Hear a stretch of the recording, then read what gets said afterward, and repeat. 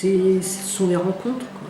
Philippe Schroeder, je le connais comme formateur sur un tout autre thème puisqu'il enseigne l'économie au quotidien. Bon, donc je le connais de ce point de vue-là et il m'a sollicité en restant assez vague. Je voudrais te faire rencontrer les gens avec qui on pourrait peut-être travailler. Bon, comme j'ai fait confiance, je l'ai suivi.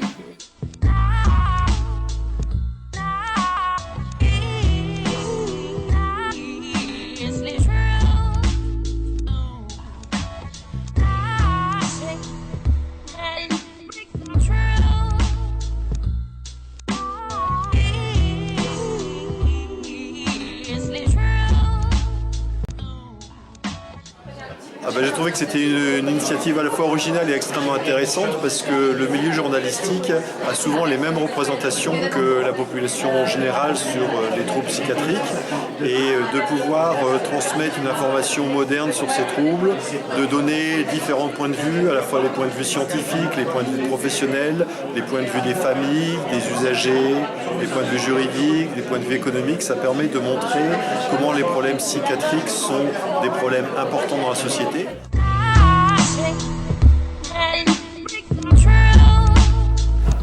Quand vous regardez, c'est très intéressant de lire l'architecture des établissements. Regardez, quand vous allez dans un établissement, mais c'est vrai aussi pour tous les établissements de santé, il y a une lecture à faire du soin par la forme même de l'établissement. D'ailleurs, ici, quand vous voyez un lieu comme ici, qui n'est plus du tout ça veut dire quelque chose d'une théorie du soin. Les idées des patients sont des idées qui viennent de la société et qui viennent du discours social. Donc les journalistes, de façon consciente pour une part et moins consciente d'autre part, n'ont pas la conscience de quand ils écrivent ceci ou cela. Ils participent souvent à la stigmatisation des dispositifs et des soignants. Donc il y a une mise au point nécessaire. Moi je crois que c'est deux mondes qui ne se connaissent pas ou mal et qui, à partir du moment où ils font un pas l'un vers l'autre, il y a déjà beaucoup de choses de faites parce que je pense que moi, comme les journalistes, on a des a priori sur le monde de la psychiatrie, mais aussi les représentants, les soignants, qui nous semblent inaccessibles, en tout cas, et inversement. Et on est le seul service en France dans lequel cette activité est partagée entre la pédopsychiatrie, la psy adulte et la dictologie.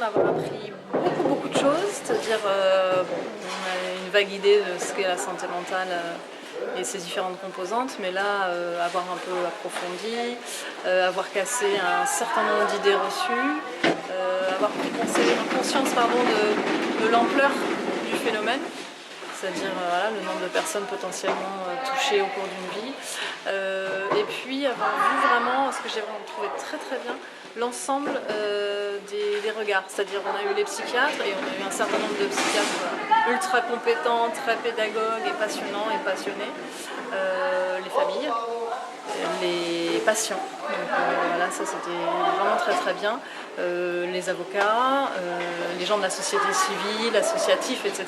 On est vraiment dans un ensemble et j'ai la sensation que rien n'a été oublié. En effet, si c'est reconduit, je conseillerais à tout le monde de le faire. Quand on a compris qu'un sujet est très complexe, qu'il touche à l'humain, à ce moment-là on en parle avec nuance et on se renseigne et on travaille.